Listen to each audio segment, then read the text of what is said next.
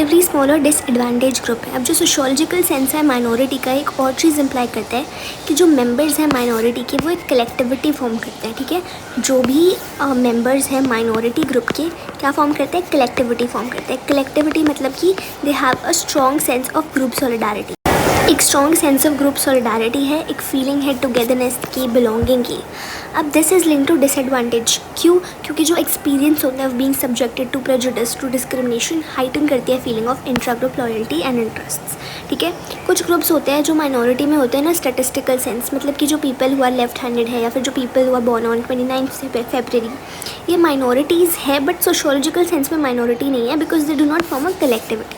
तो कलेक्टिविटी भी फीचर है apart from being relatively small in number, apart from being having a sense of disadvantage, plus they should also form a collectivity. Collectivity means a strong sense of group solidarity, feeling of togetherness and belonging. However, it is possible to have an anomalous instance where a minority group is disadvantaged in one sense but not in other. मतलब ऐसा भी instance, ऐसा भी exception हो सकता है जहाँ पे कि जो माइनॉरिटी ग्रुप है वो डिसएडवांटेज है एक सेंस पे पर दूसरे में नहीं।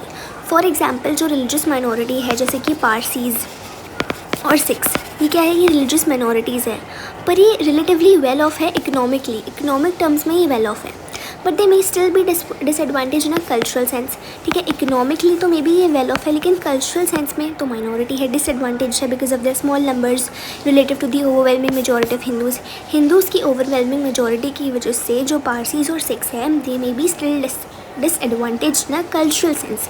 तो जो रिलीजियस और कल्चरल माइनॉरिटीज़ होती हैं उनको स्पेशल प्रोटेक्शन चाहिए because of the demographic dominance of the majority. क्योंकि मेजॉरिटी की डेमोग्राफिक डोमिनेंस है तो जो रिलीजियस और कल्चरल माइनॉरिटीज़ हैं उन्हें स्पेशल प्रोटेक्शन चाहिए। क्लियर?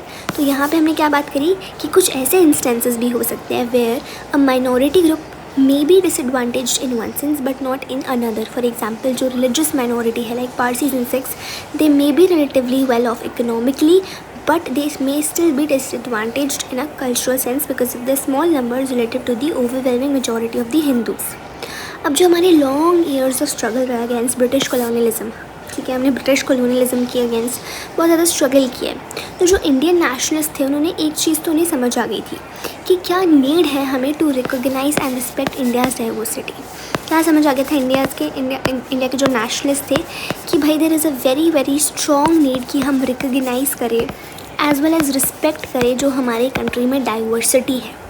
और जो यूनिटी एंड डाइवर्सिटी है ये एक शॉर्ट हैंड बन चुका था to capture the plural and diverse nature of Indian society. जो भी डिस्कशंस होते थे on minority and cultural rights, they mark many of the deliberations of Indian National Congress and find final expression in the Indian constitution. जो makers थे Indian constitution के, they were aware कि एक strong और United nation तभी build हो सकता है जब सारे sections of people, when all the sections of the people they have the freedom to practice the religion, to develop the culture and language. कब? तो क्या बोल रहे हैं यहाँ पे जो इंडियन कॉन्स्टिट्यूशन के मेकर्स थे जिन्होंने इंडियन कॉन्स्टिट्यूशन को फॉर्म किया था, वो बोल रहे हैं कि एक स्ट्रॉन्ग और यूनाइटेड नेशन हमें तभी देखने को मिल सकता है, आप उसको तभी बना सकते हो जब लोगों के पास फ्रीडम हो कि वो अपने रिलीजन को प्रैक्टिस कर सके और अपने कल्चर को, अपनी लैंग्वेज को डेवलप कर सके।